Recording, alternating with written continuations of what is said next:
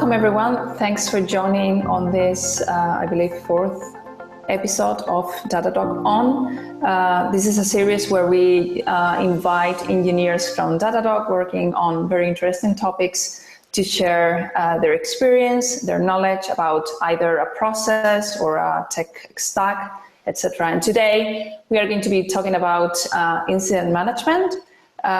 This is a very special episode one that I like a lot, because we are going to be talking about how we've been doing incident management throughout the years, and then based on that knowledge and that experience, how we turn that into a new Datadog product.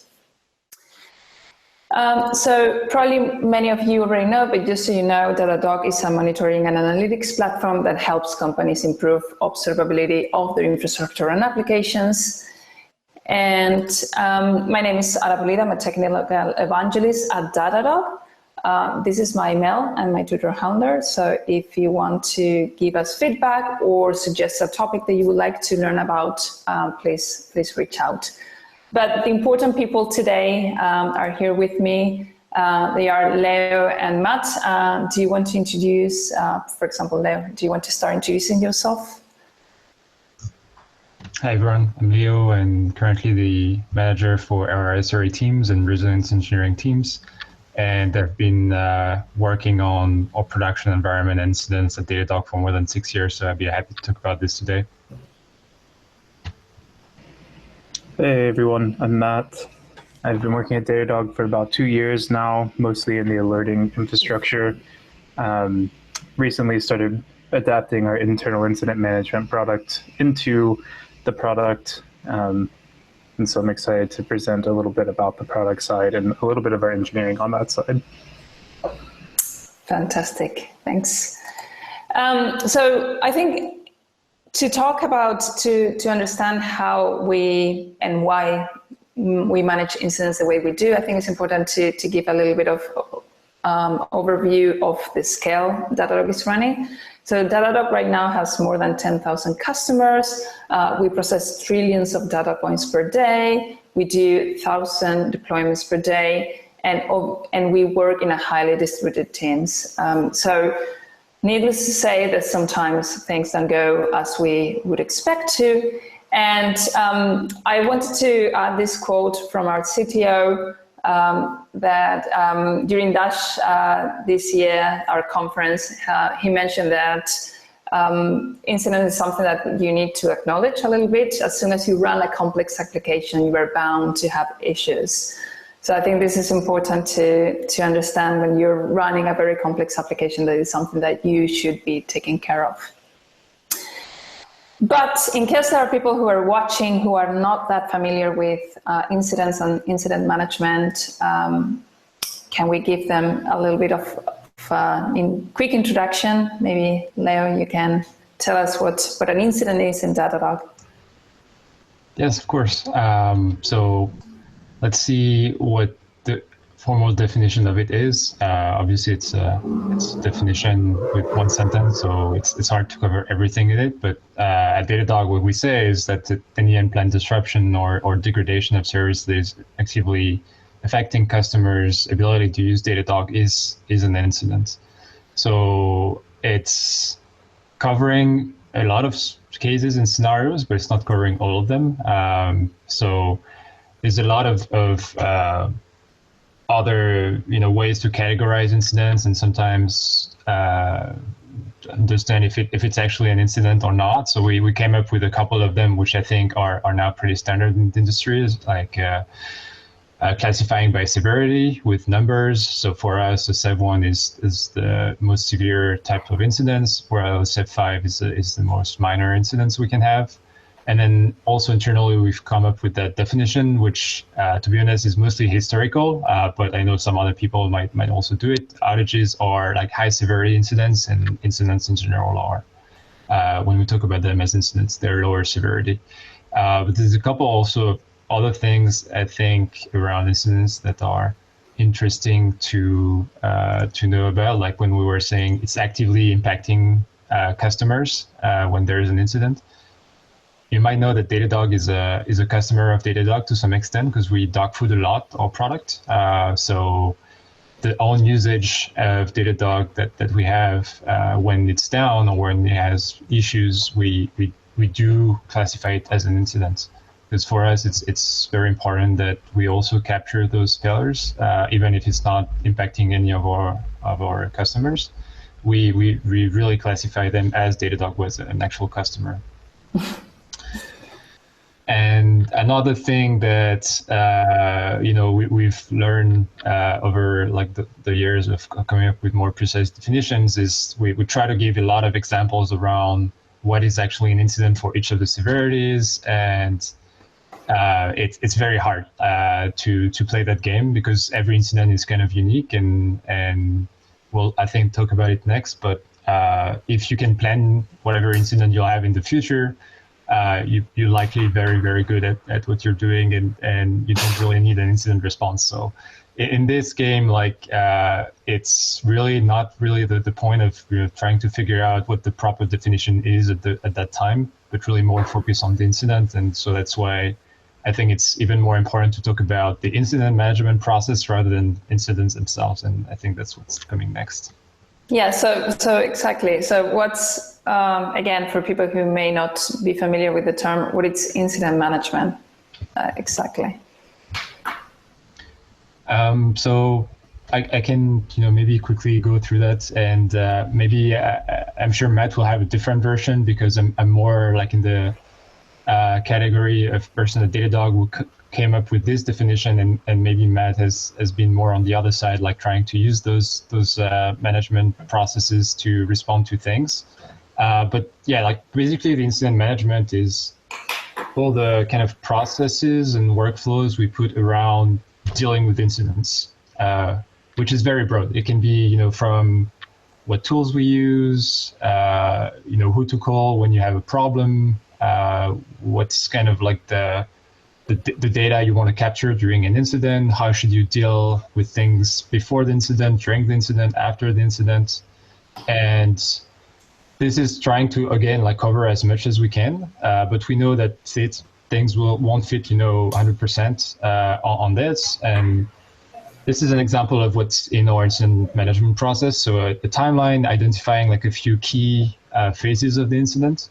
So in there, like you can see, for instance, in yellow at the left-hand side, it's pre-incident. So basically whatever happens before we actually open the incident, usually someone sees something wrong, or like a system triggers an alert, or it can be different sources for the incident. And then we have this process triggered. So what we call IR is actually the incident response process at Datadog. And then once the incident is open, we start resolving the incident, and coming to the state of stable means that we mitigated the customer impact. So at that point, the service has been restored. But usually before closing the incident, we make sure that the stable state will be lasting, and we make sure, like sometimes you have to put mitigations in place that are not super long term, and maybe you have to undo them and roll out some code, or it can be a variety of different things. And then the green phase we can see on the right hand side is about following up when the incident is finished. And so postmortem is a process that we go through for a number of our incidents, not all of them. I think we'll go more in details about that next. But this is really an example, and we can derive a bunch of different metrics, which we don't really use to analyze the performance of our incidents, but maybe it's more like as indicators that tell us, like sometimes we can see outliers, and we then like ask the question, why weren't able to detect that incident very early, or why the customer impact in this case was particularly long. And that's actually data that then we funnel into our follow-up process for incidents, and maybe understanding more the factors that led to those outlier metrics. So just as an example, maybe Matt has like a different vision of this process, being a responder and not someone who wrote the process. Yeah, I mean, I think this timeline is generally in the abstract true. There may be more detail that you could add to these stages. The life cycle typically goes from, the impact has begun, you're not aware of it, and then you have some alerting that occurs before that, and there might be tooling involved there. Datadog obviously serves that purpose as a product. And then, there's a stage when you're in the middle of incident response where you're doing some sort of triage, what is the impact, what's the reach, which customers are affected, which systems are involved. And then, proceeding from there to investigation, which is another point where Datadog gives you visibility into your infrastructure and your service mapping. And you can see, through the different facets of the Datadog product, what's actually going on here and identifying a root cause. And then, yes, as you said, you eventually resolve. Throughout this, you may have some sense of, the customer impact changing as you approach resolution. And so you need some notification or communication capability. And then, like you said, I think after the incident is really one of the overlooked aspects of incident response, which is where, when that context is fresh in your mind, what happened in the incident best right after the incident occurred. And so fixing it twice is really reliably going to happen right after an incident. You're not going to be able to follow up in a month and remember exactly what went down and be able to fix it from there. Cool. So I guess the next question would be why setting up this format? Because there seems to be a lot of paperwork involved with this process, which obviously, as you said, the main goal is to take the system back to the normal state. Why adding all that overhead on top of actually fixing the issue? Yeah, it's a very good question. The first answer I think we can give is, going back to what we just said for more than 10 minutes, there's a lot of things happening during an incident. Like you have to assess the customer impact, you have to understand what services are broken, you have to fix them.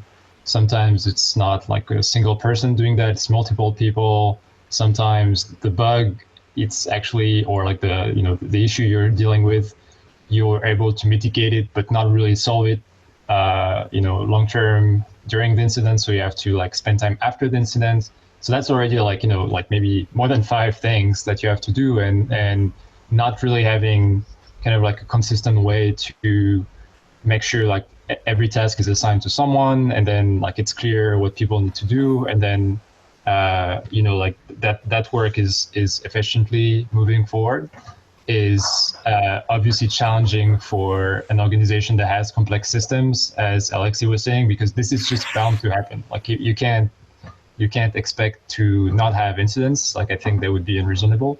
So those disruptions will happen.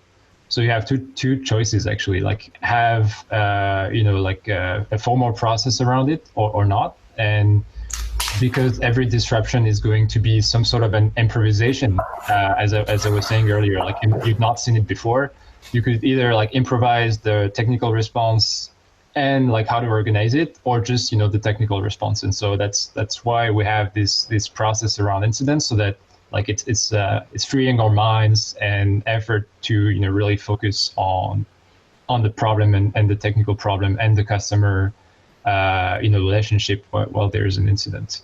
So in this, we use a couple of different things. We use key roles during the incidents, having an incident commander who decides what's best during the incident, and will make the different decisions that need to be taken, or people to manage the communication part of the incidents, things like that.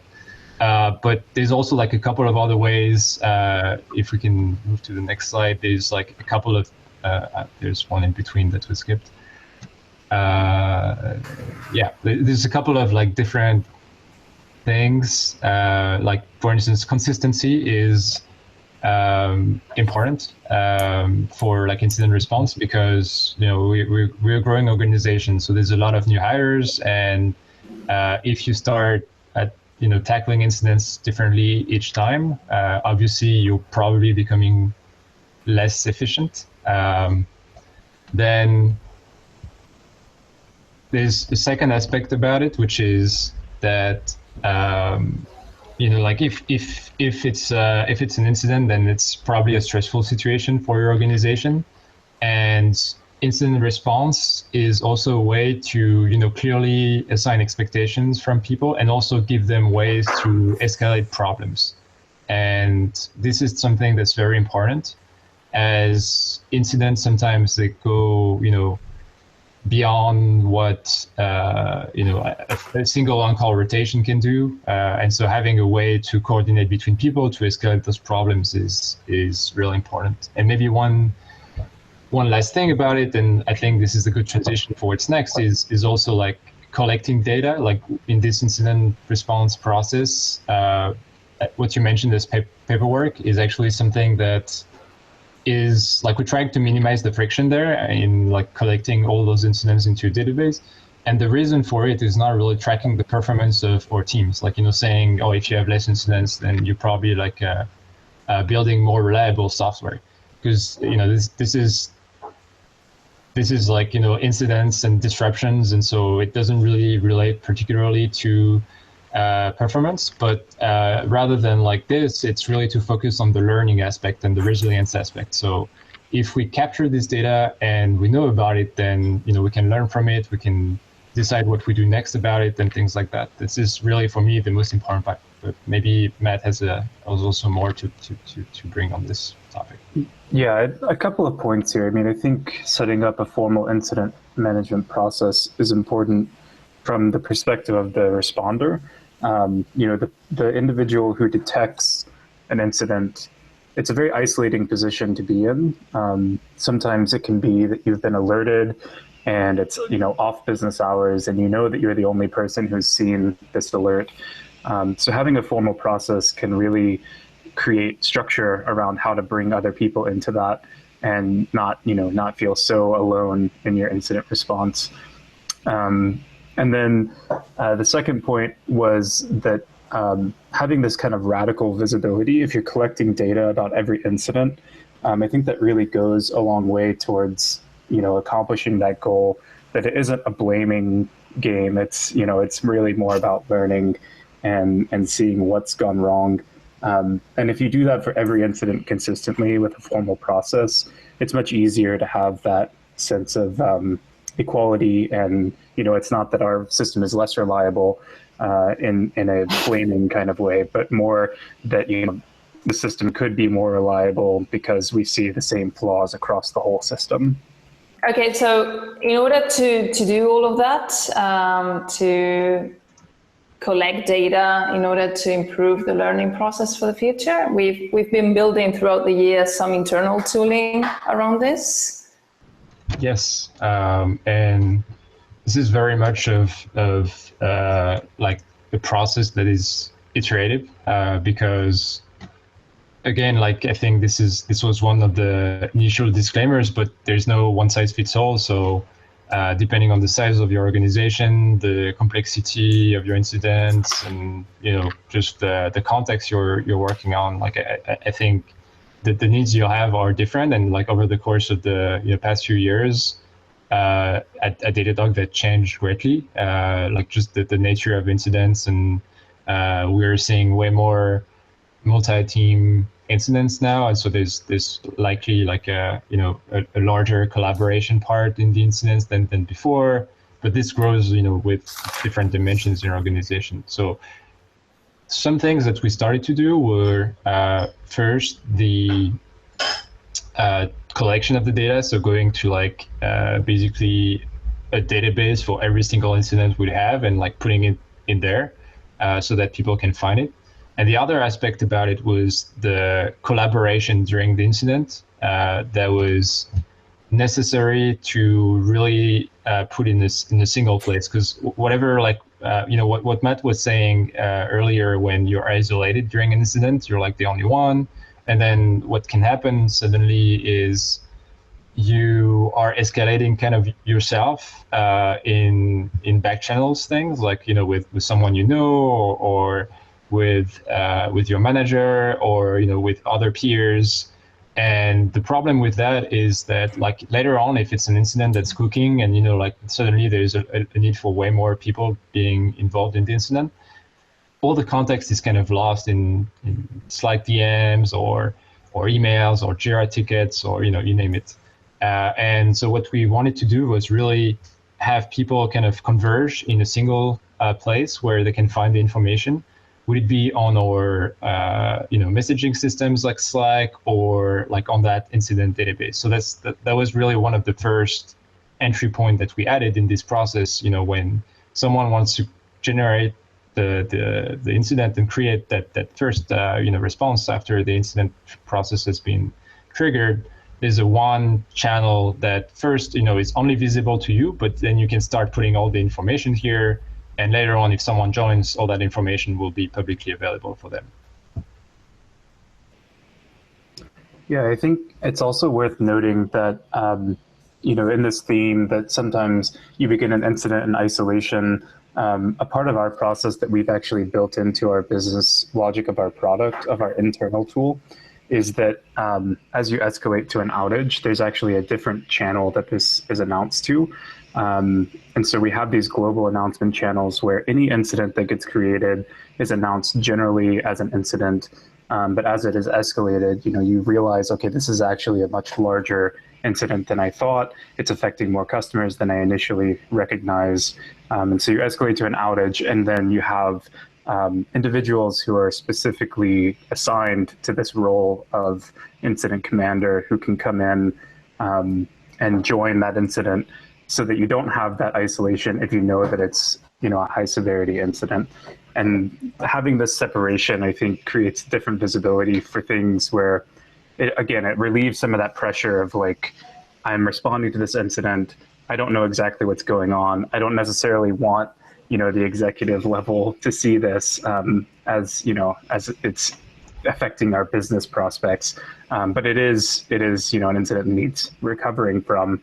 And then once that context becomes obvious, you can actually escalate to an outage, and then have, you know, the relevant interests get involved, and people actually go and handle that at the appropriate level. So I wanted to call that out as well for our internal tooling. Yeah, it's almost a way to avoid having too much information and people will start ignoring those things. So it probably some way to organize that, as you said, maybe at a certain level, executive level, they're only interested in the very important outages that are affecting a lot of our customers. Yes, exactly. But at the same time, it's really working on a thin line, because you also want to make sure that, you know, sometimes the assessment of the severity or like the impact might be hard to do, and you might get it wrong. Actually, you might think that all of the customers are impacted where only a single customer is impacted. That, you know, that happens for a fact. And the problem with, as you said, like discouraging sometimes people to escalate is that then it has actually the opposite effect. Like if people think that, you know, they will wake up the CEO, like you're just taking a random example, that's not what happens. But if they would wake up the CEO once they escalate, maybe they would fear, you know, pressing that button.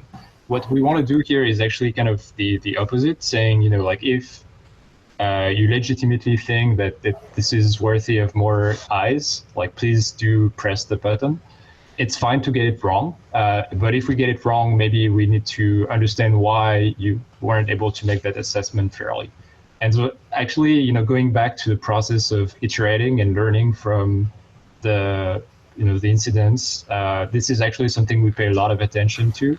So when we run the postmortem, for instance, we want to see what customer impact, you know, was at the time during the incident, but also like before that, what was the assessment?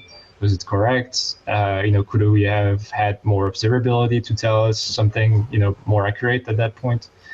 So really, you know, everything is public there, and it's made so that really like everyone can feel safe to escalate things, even if it becomes more visible. Like we accept also this kind of like rate of, false positive to some extent.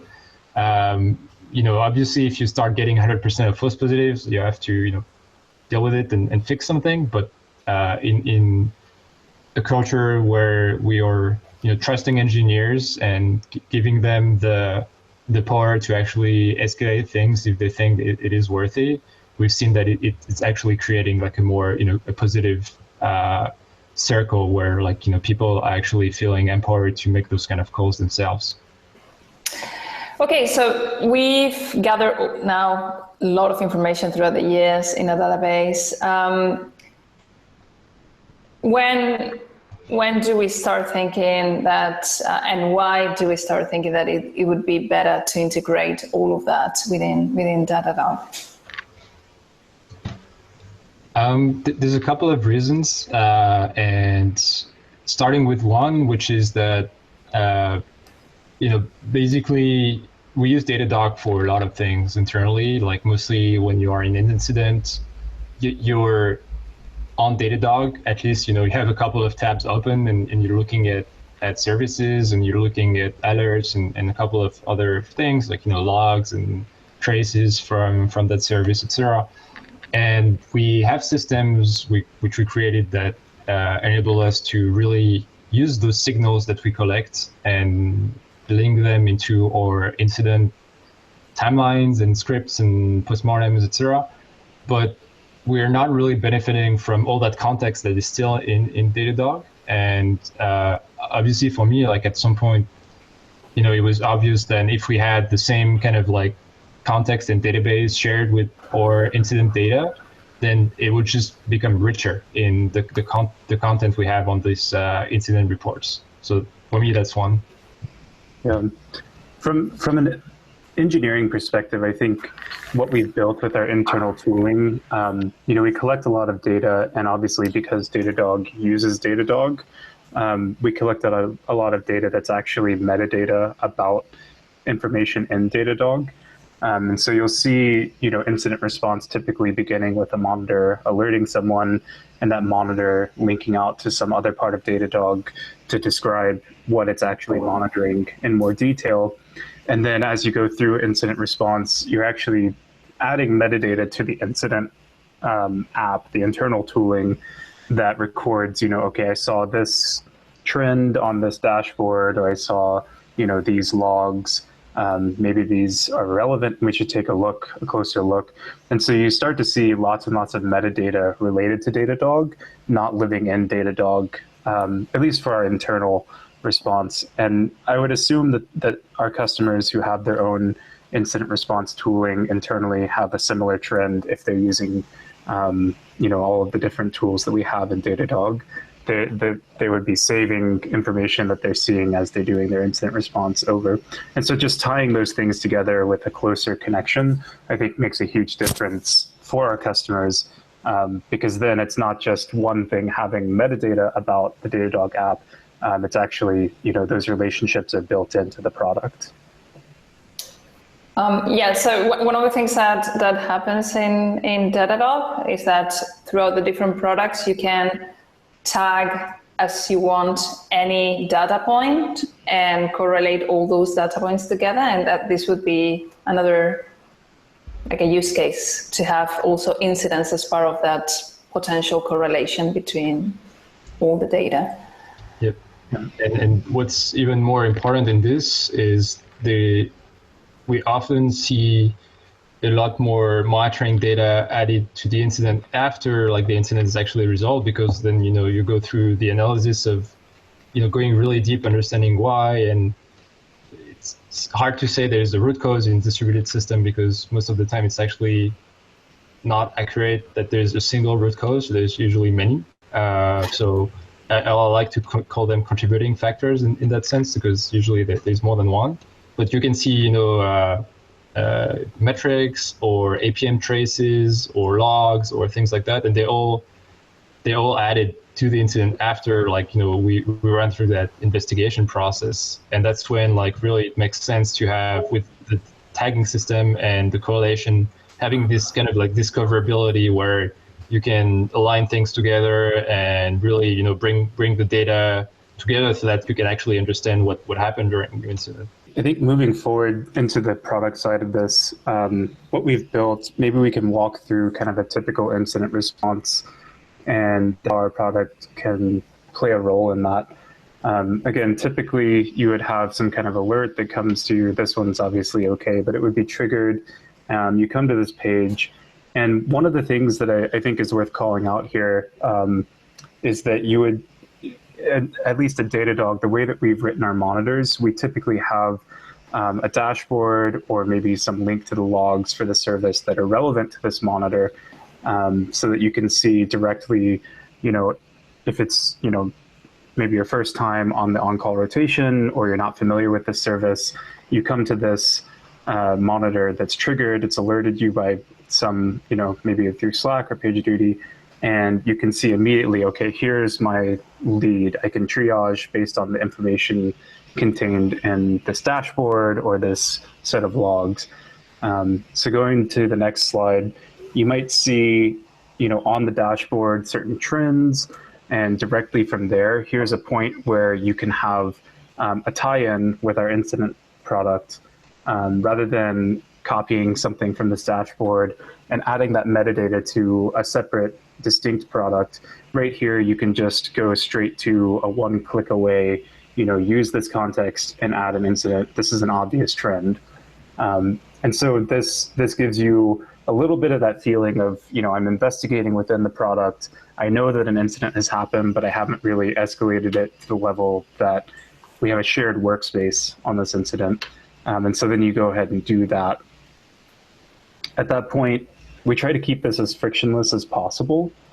So I think it's worth noting here that you're not always going to have all of the context from, you know, a single signal.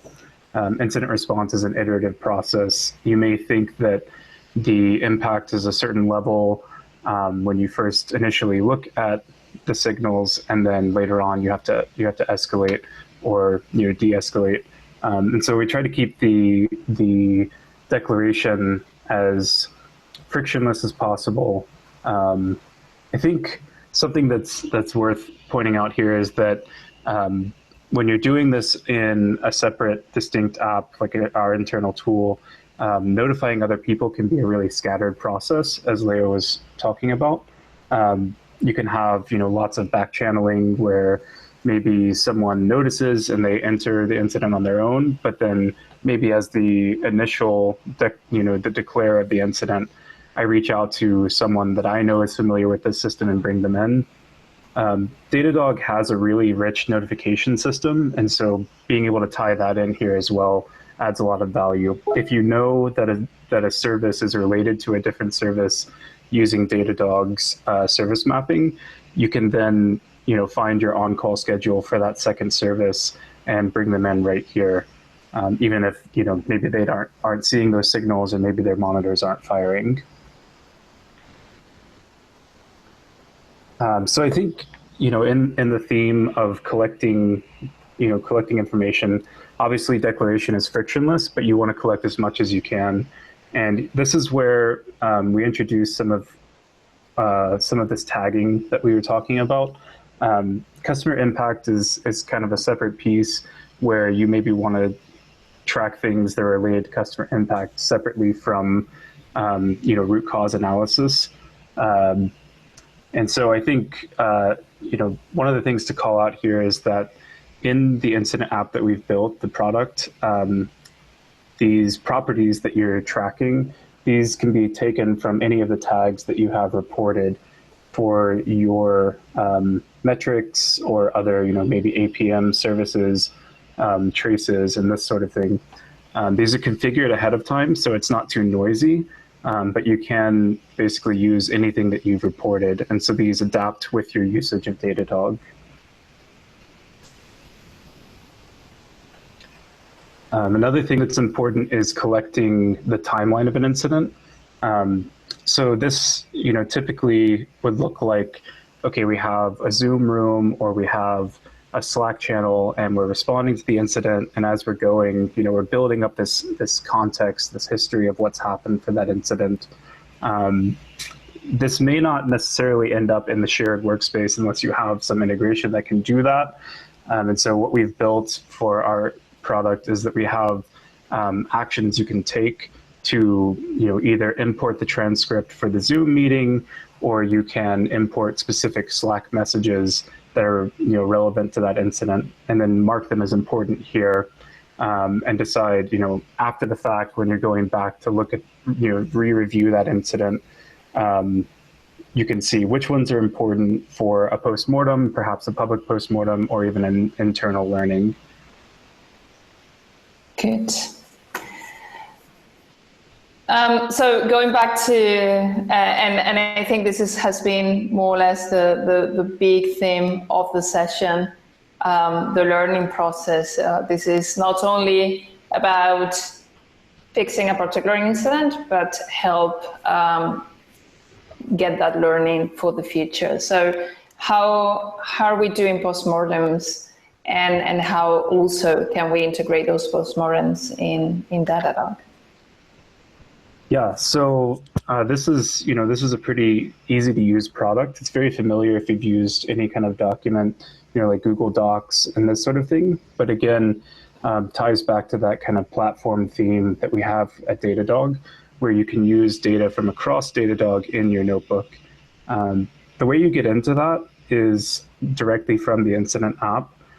You can use this remediation tab, where you can keep up with your tasks that are related to that incident in the moment, but then also when you're looking back, you can create a notebook that will hold your postmortem or other relevant information about that incident.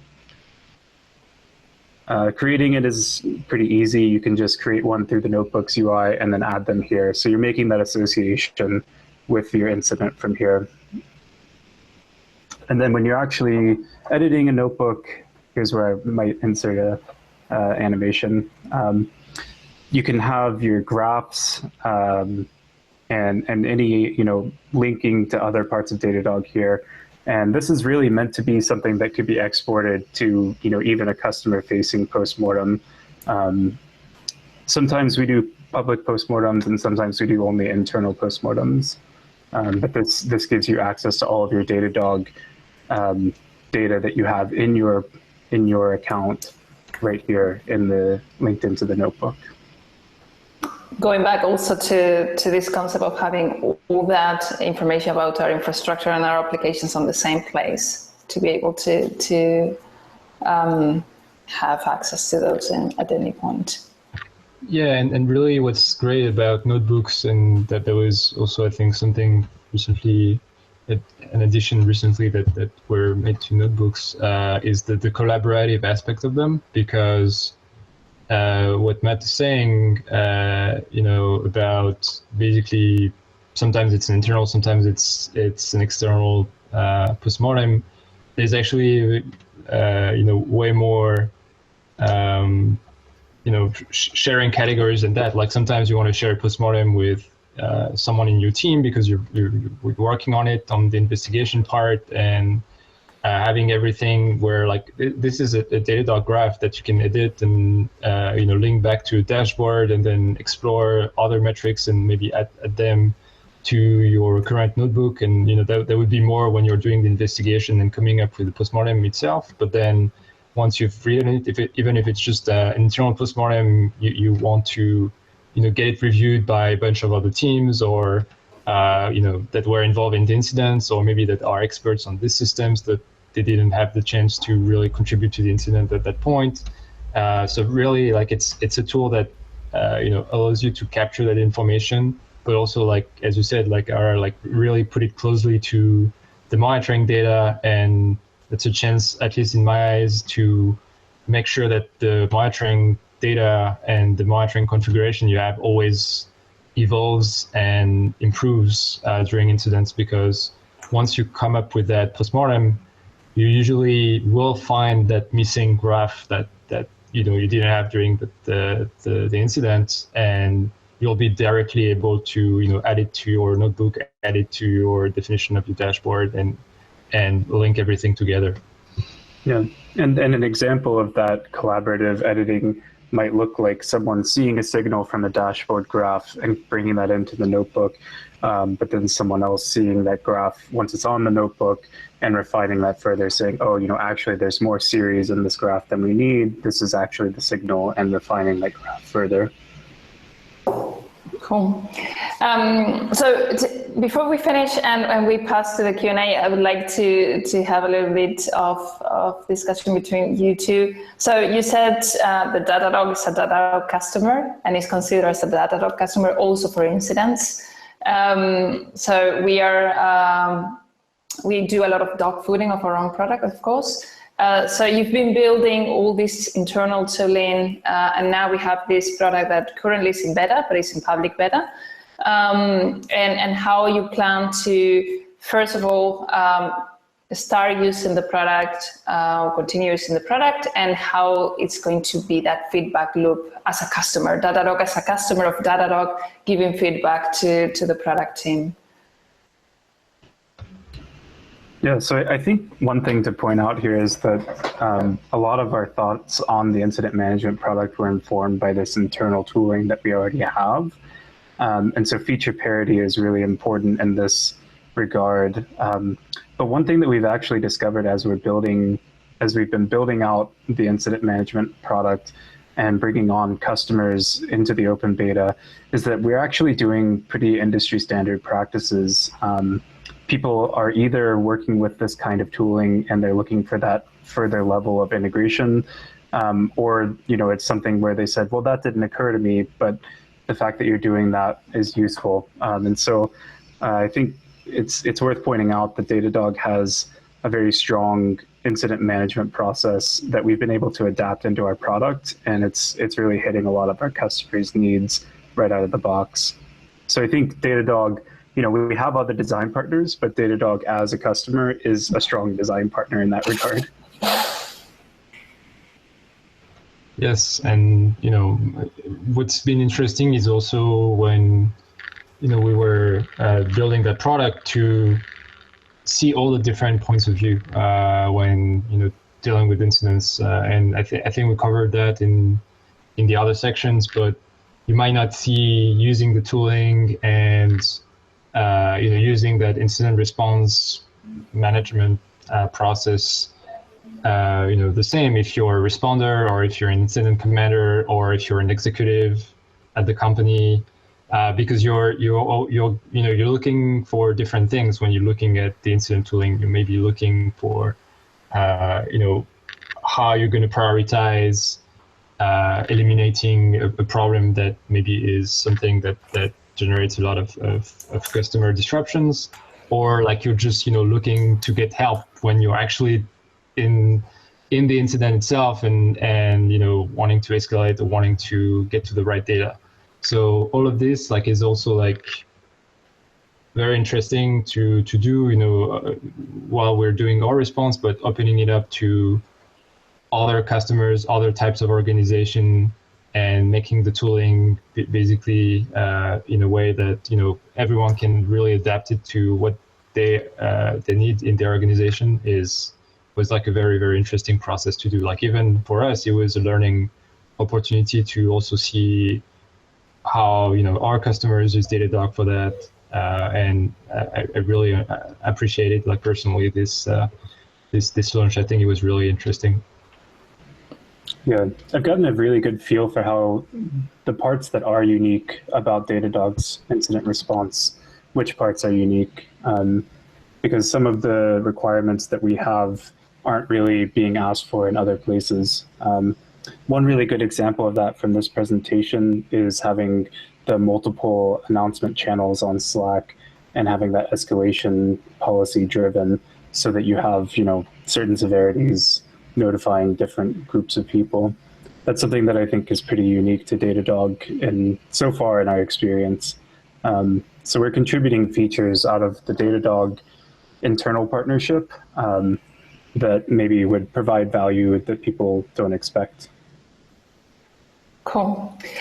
That's been super interesting. So we are going to go now for questions. So we are going now, as we said, for questions. For those who join midway and don't understand what's going on, what happened here, I explained it before playing the video in a very meta way, because talking about incidents, we also had an incident for this session in which Leo lost internet connectivity just before the session.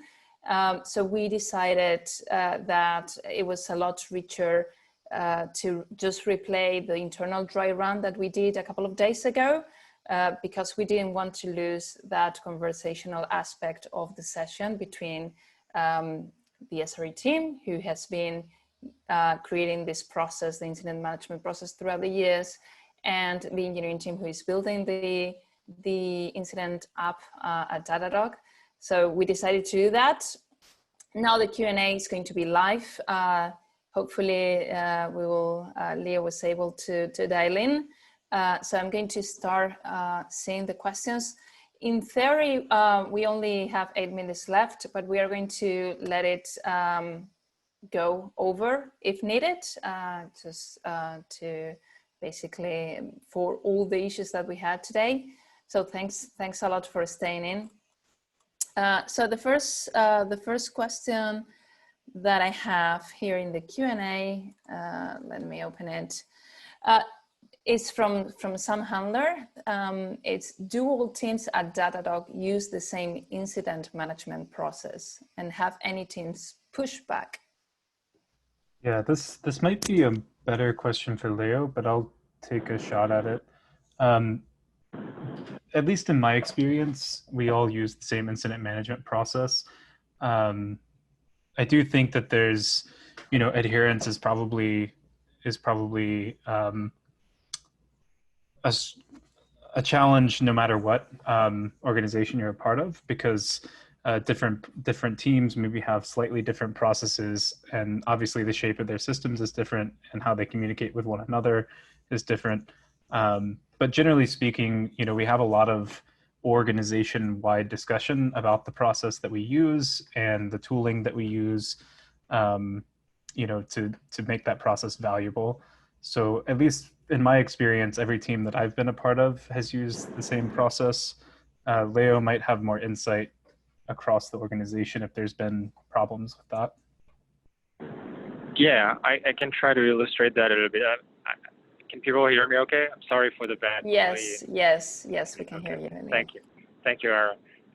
Yeah, so I can tell you maybe by illustrating the history of incident management at Datadog. So when we started, obviously, not all teams were using that, and we started with a couple of different teams. I wouldn't say we got pushback, but we did get people that were used to do other things. And so obviously, when you're stressed out and when there's an incident and you're already improvising by a lot, you don't want to change those things, and there's a lot of muscle memory. So it took a lot of effort to communicate about the process, train people, document it. But I think what shows the success of this and what makes it something that I'm sure we learn a lot of things about and now it's valuable for people is that eventually we got to that state where every team is now using the incident database and thinking that it provides them value. The one thing that usually was a good incentive for teams was that they would find in this process the escalations that sometimes they were missing in the team. So, you might have a level 1, a level 2, maybe you have like a senior manager at the end of the rotation, but then sometimes, things will go even further, like then the scope of your team, or like you need to get some more decision makers with you on the call. And without the formal process, sometimes people had a hard time doing that. And so having like the safety of this environment through the process and implementing that usually was a good selling point for all those teams, and we got to that eventually. Good, thanks. So the next question is from Jack Oakley. The question is, did you consider a system like ServiceNow instead of creating an incident database? We did look at some tools. We had some tools. Also, it was not ServiceNow, but some other tools that we're using for ticketing and things like this. I'm not saying we couldn't have potentially used that service or another service, but that was started like as a small project in SRE, and so we started having like a bunch of small code bases which would basically implement some parts of our incident process, which was like very, very customized for us. Like Matt mentioned that some like escalation workflows or like some things like that were very specific to Datadog and not really found in other customers. And so that was kind of the development work of the SRE teams and some other infrastructure teams. And so eventually it became kind of like its own thing. But maybe I'm not really answering the question. So it could have been, but I guess we chose different roads. Good. The next question again from Sam Handler. Thanks, Sam, for bringing those in. What data and metadata do you collect about incidents to store in the incident database? I can take this one. So generally these fall into some broad categories. Like one of those categories is the customer impact. So we collect data about the extent of customer impact, both in reach and also in just like the impact of it, the magnitude of it. So we keep up with the amount of time that customer impact occurred, and as well as which customers experienced it. But then there's also metadata related to root cause analysis and triage and assignment of responsibility for stabilization and remediation. So you'll have tracking of things related to which teams or services are involved, and then things like which data center might have been involved. Just generally things that help you hone down the bug or the gray failure happened in this area of the system. So that's where we should investigate further. And then there's like one other class of things that's kind of related to that post-incident follow-up, which is tasks. And so you might have tasks that are related to the incident as you're actually doing remediation. And you can add those in and check them off as you go. But then there might also be tasks that later need to be converted and converted into like a long-standing ticket in whatever ticketing system you're using. And so we have a task tracking system as well, and that's a form of metadata. So you can see what was done in an incident or what was tried, perhaps, and then ultimately what they decided to say, like, okay, this fixed it for now, and then these are the things we're going to take to fix it again in the future, so that this incident is prevented next time. And additionally to that, so Matt talked about the metadata and all those things that basically surround the incident. But I think we showed it in the slide earlier. Like what's very, very important, at least in my opinion, is the timeline, or just like any piece of information that people talk about or make an action about, like during the incident. And so that's more like really incident data itself, like what happened during the incident. And there's two reasons for that. So we usually organize it as a timeline, and people can either highlight some things on the communication channel like Slack or the incident application itself, or like just paste in Datadog graph, Datadog, other types of data from Datadog. And really like the two reasons for that is like, one, it is really, really important to get the context, as we were saying earlier. Like if you are catching up on an incident and you just don't know what happened before. And then second, when you run the forensics and when you run the postmortem, like believe me, you will be very, very happy to find all this information already put up together in the incident database, because you won't have to go through the audit logs and understand who did what at what moment in the incident, etc. So it really helps streamline that whole process also of follow-up. Yeah, I'm glad you pointed that out. The timeline is really helpful for getting a sense of the narrative of an incident. You can even see messages tracked on the timeline, such as, I'm going to investigate in this area, or I'm going to try this command and see what happens from here, what data I get back. So yeah, having the narrative of the incident, every incident is unique. but you start to see kind of patterns in the narratives. And maybe one last thing about this is that one of my recommendations when we run the incident training and we are kind of like going through that process is really state on the incident timeline or like the incident channels that, you know, like everything that basically you're working on. And sometimes it might be like a red herring, sometimes it might be like a lead that eventually turns out like it's not actually the problem or like it's not the fix that works. But capturing all those things regardless is really important to then analyze after the fact and also understand what you got wrong during the incident. Going back to that learning experience that you get from analyzing incidents a bit more. So really, like sometimes people will tell us a bit, we're not going to put this in the incident database because it turned out to be wrong or like the metric was not the right metric. But I would really highly recommend actually doing it. Okay, good.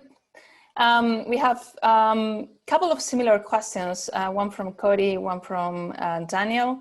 They're both asking whether there are plans to integrate our incident app with other tools outside Slack and the different options that they're asking for. Cody was asking about Microsoft Teams and Daniel about Rocket Chat. Yeah, I'm glad people are asking about this. Integrations are like a really strong part of Datadog generally. We come with a lot of integrations out of the box and it makes Datadog very easy to use without too much configuration or, you know, having to build your own connection. And so, yeah, definitely integrations with many different, you know, we want to meet customers where they are. So yeah, we're exploring all of these kinds of integrations to provide, you know, plug and play with, you know, that stage of the incident or that function of incident response, whether that's, you know, shared video conferencing or like a shared, you know, chat workspace, things like that. Great. We have for now one last question. I wonder if you have an offer to customers, something like a system status dashboard where those incidents are also displayed. I don't know if I guess they're talking about a public status page. I'm not sure. Basically a place where you can have all those incidents, but I don't know if they mean public, private. They mean private. Thanks, Martin. Yeah, so this is generally what the incident database provides, you know, a shared place where any Datadog engineer and, you know, in the product for any customer, you can go to that database and see, you know, the incidents that you have declared in the past and all of the resolution that took place around them and all of the data tracking, and also, you know, have them be searchable so you can find incidents that are similar to the one that maybe that you're interested in. Yeah, so I think that's essentially what the database itself is in terms of like tracking the incidents themselves. I hope that answers the question. So you would have, you know, this is your easy declare a new incident off of here, but you also have all of your previous incidents. The ones that are active would show up and be highlighted at the top of this page, and they're searchable. But there's also, you know, every past resolved incident as well displayed below these in a separate list. And so those are also searchable. And I think add to that the integrations that Matt was talking about earlier. So if you have like other custom systems or third parties that potentially provide that kind of features, like I think eventually we would be able to integrate with them directly. Good.